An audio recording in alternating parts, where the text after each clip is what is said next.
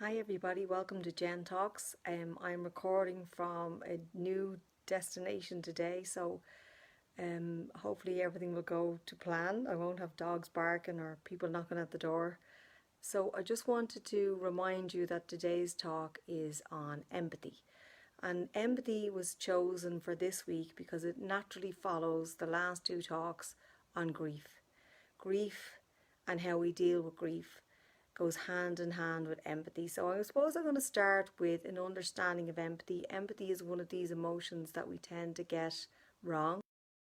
We feel the same emotions as the person and what it is that they're going through. So if you think about empathy, and I suppose my favourite definition of empathy is feeling with somebody as opposed to feeling for somebody.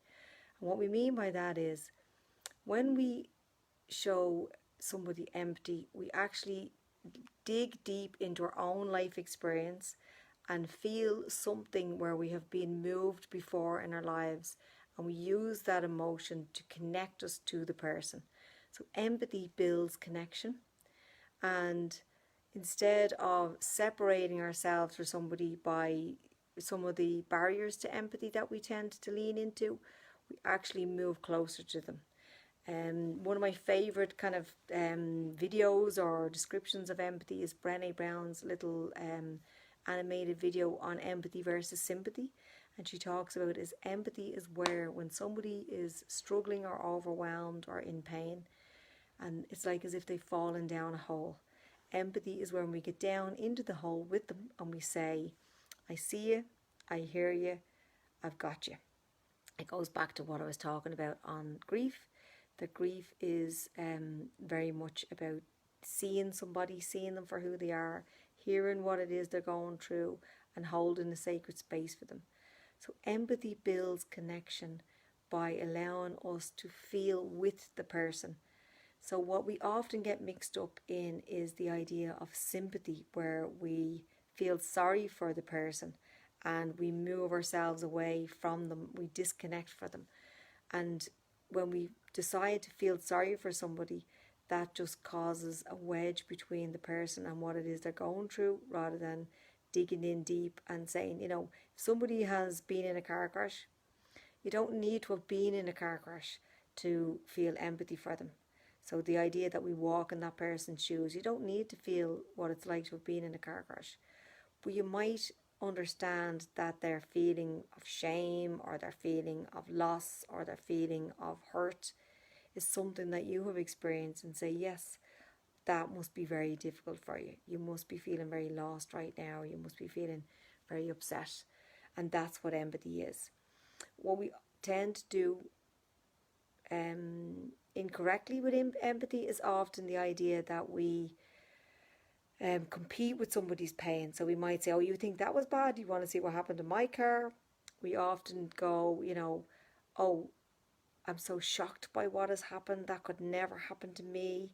Another barrier to empathy is the idea that you judge somebody for what it is that they're going through. So maybe they're in a car crash because they were driving too fast, and you're like, oh my God, you shouldn't have been driving so fast, and then this wouldn't have happened. Anything where we try and remove the person from feeling what it is that they're actually feeling blocks empathy. Empathy is allowing the person to be what it is, to be who they are, and allow them to go through what it is they're going through.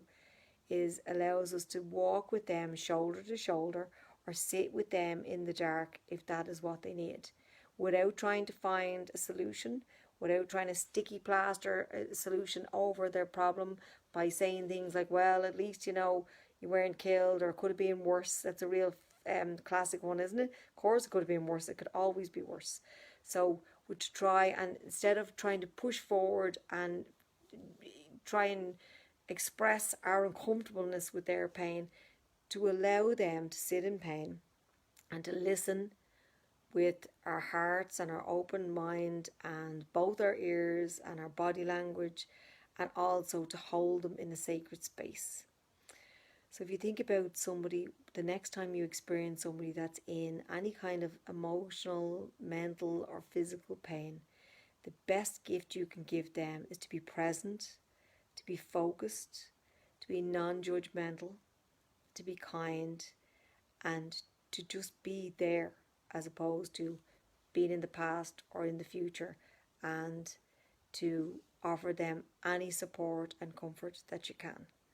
So I hope this is useful. I will be talking again next week on empathy because it's a huge subject. I'm going to talk about the idea of compassion fatigue. We often talk about that when it actually should really be named as empathy fatigue, where we just kind of run out of empathy for people. And I'm also going to talk a little bit more about the barriers to empathy and the different types of empathy that we have. So we have a cognitive empathy where we can think about it in our mind, and we also have an affective empathy, which is the one that we feel for somebody, and that's the one that tends to burn us out the most. So just some kind of, I suppose, tips and tools around empathy. People ask me all the time about people who are empaths, and empaths are people who are very sensitive to other people's energy. So empaths are really connecting on an energetic level. We all connect on an energetic level. We all communicate on an energetic level, which I'll be talking about more as we go further into the talks. But just to know that empaths are really, it's a different type of empathy that we're talking about here. So empaths are really feeling other people's energy fields, and they're very sensitive to them. So often what would happen is people might go into a crowded shopping centre, and after they've left they might have a major headache because they might have picked up all of the energy in the energy field. So as we talk about energy fields, I'll give you tips and tools of how to protect your energy and how to ground yourself as well and earth yourself if you are very empathetic to other people's energies. But that's really more about the energy field as opposed to empathy being a part of compassion, and obviously the opposite to sympathy as well. That's an emotional empathy that I'm talking about here is actually an emotion. So I hope that was helpful for you today. Stay tuned to JenTalks. It's on my YouTube channel as always. Jenny Cruz is the name of the YouTube channel. It's also all over my social media platforms. And if you enjoyed today's talk, feel free to share and comment underneath. Also, just to remind you that the Wellbeing Network is still going strong, the last Tuesday of every month.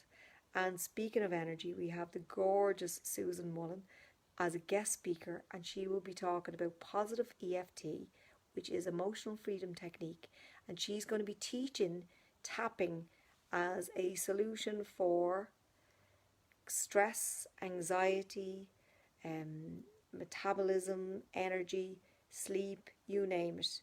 So if you feel like learning about something about tapping or learning more about tapping, come along and join us on the last Tuesday of the month. We will be online from 7:30 to 9. Tickets are on Eventbrite at €15 each, and they're also on my website, which is also jennycruise.ie, and that's JennieCruise.ie. I look forward to seeing you here next week, or if not, at the Wellbeing Network at the end of the month. Take care and have a fabulous day, and thank you all for your attendance and your enthusiasm.